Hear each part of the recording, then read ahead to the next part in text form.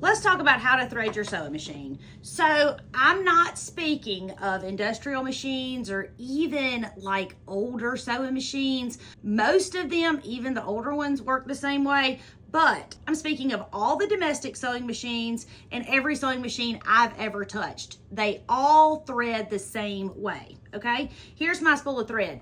Now your spool of thread has a notch on one end. That's where the factory spins it on there and sticks it through that notch to keep it from unwinding. When you put your thread on, if you'll put that notch to the back, here's my notch, and I'm gonna put it to the back.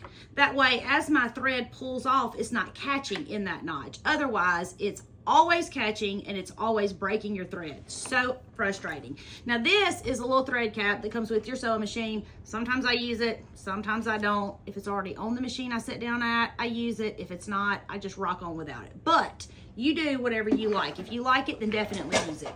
Now this sewing machine specifically is numbered. It has numbers that show you where the thread goes, but it's the same path for every sewing machine I've ever touched. So there's a little hook back here, and if you go down, then it will just catch in that hook, okay? You don't have to try to feed it through. And then it goes, and this says number 1. Then it says number 2, it has an arrow that points down.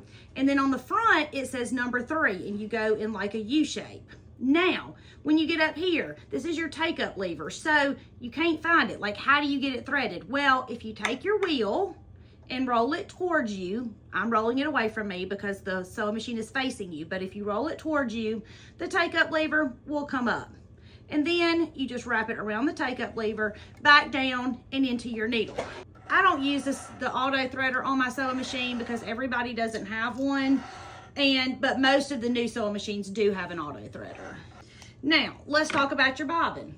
Now, the bobbin was my nemesis when I first started sewing. I did not have a drop-in bobbin. I had a sewing machine with a front-load bobbin.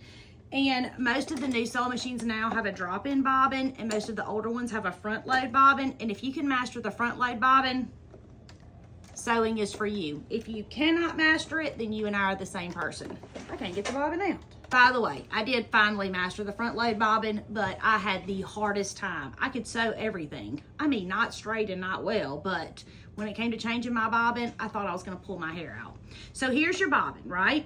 You can purchase bobbins pre-wound from Amazon. Most domestic machines take a style A bobbin. They come in black, white, and a whole array of colors. I hardly ever change my bobbin thread because I don't really mind the white usually. And if it's something that it's gonna show up on, normally it's because I'm showing y'all a tutorial. So I almost always stay with white thread. And if you're doing a quilt, the bobbin thread is on the underside of your project. So it doesn't matter what color it is. And if you can see your bobbin thread on top of your project, you've got bigger issues.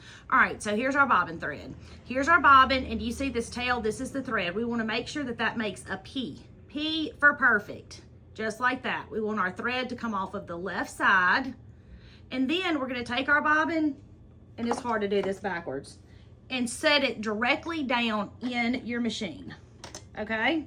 So you still have the P, right? Now in the front, there's a little notch, and if you pull the thread towards you and back, it will naturally grab in that front notch, and that's for your tension. If the thread does not go through there, it's gonna be super loose on your project, and you don't want that. If you're having bobbin issues, make sure that your bobbin is fed through the little tension notch on your machine, whatever it looks like.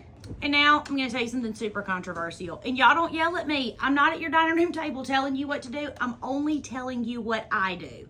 So when I learned to sew, my grandmother taught me how to put it all together. And then she said I had to pull my thread out, roll my wheel down, collect my bobbin thread, have both threads coming out. No, you don't. But y'all have met me, right? When my grandma wasn't looking, I was putting my bobbin thread in and pushing the foot pedal. And guess what? It sews. It sews fine. So if you don't want to roll your wheel towards you and pull your bobbin thread up, guess what?